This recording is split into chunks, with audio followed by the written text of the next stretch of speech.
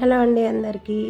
ఈరోజు నేను మీ అందరికీ హెల్దీ బ్రేక్ఫాస్ట్ మిలెట్స్ కిచిడి ఎలా తయారు చేసుకోవాలో వీడియోలో వివరంగా చూపిస్తానండి.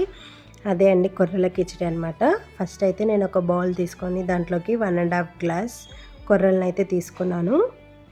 ఇవి తీసుకున్నాక నేనైతే 2-3 టైమ్స్ బాగా వాష్ చేసుకున్నాక వాటర్ పోసి పక్కన పెట్టుకున్నాను.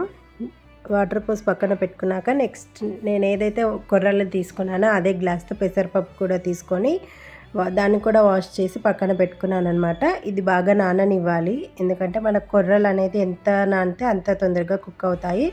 ఒకవేళ మీ దగ్గర అంత టైం లేదు అనిపిస్తే అప్పటికప్పుడు కూడా చేసుకోవచ్చు.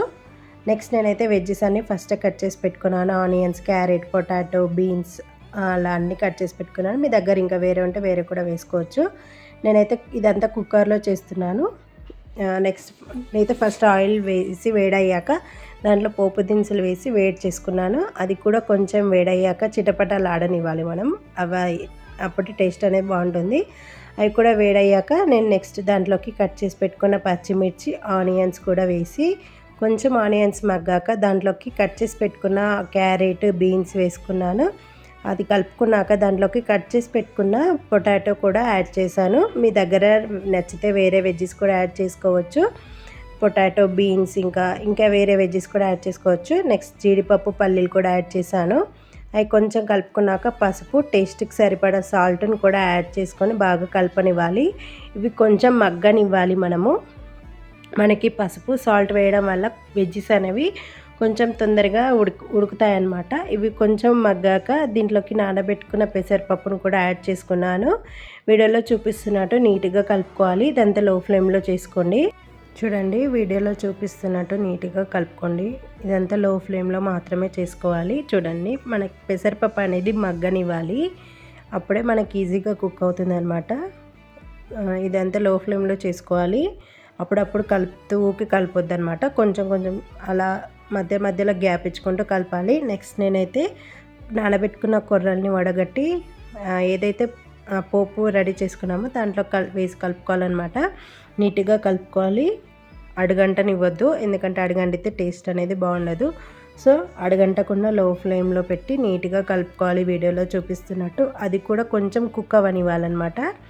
అది కూడా కొంచెం కుక్ అయ్యాక మనం ఏదైతే పెసరపప్పు అండ్ కొర్రలు తీసుకున్నామో అదే గ్లాస్తో 5.5 గ్లాస్ వాటర్ తీసుకొని నీట్గా కలుపుకోవాలి. ఇవన్నీ ఒక గ్లాస్ మినపప్పుకి ఒక గ్లాస్ పెసరపప్పు అనమాట. అండ్ 5.5 గ్లాస్ వాటర్ తీసుకున్నాను నేనైతే ఇక్కడ.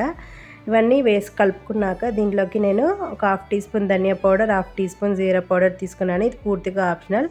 లాస్ట్లో నేను కట్ చేసి పెట్టుకున్న స్ప్రింగ్ ఆనియన్స్ అండ్ కొత్తిమీర వేసి బాగా కలుపుకున్నాను. ఇది కూడా కలుపుకున్నాక నేనైతే మూత పెట్టి విజిల్ ఇచ్చేసాను.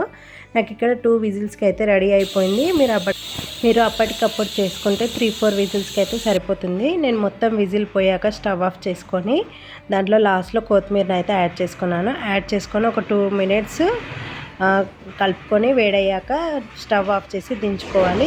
దీన్ని నేను ఒక ప్లేట్లోకి సర్వ్ చేసుకొని కాంబినేషన్ మీకు దగ్గర ఏ కర్రీ అవైలబుల్గా ఉంటే దాంతో సర్వ్ చేసుకోవచ్చు. సాంబార్ అయితే ఇంకా బాగుంటుంది.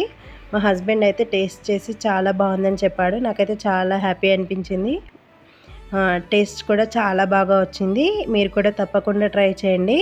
మా బాబు కూడా ట్రై చేసి మమ్మీ బాగుంది అని చెప్పాడు. నేనైతే చాలా హ్యాపీ అయ్యాను. ఇలాంటి మరిన్ని హెల్దీ బ్రేక్ఫాస్ట్ రెసిపీస్ కోసం మన ఛానల్ని అయితే సబ్స్క్రైబ్ చేసుకోండి. Thanks for watching this video.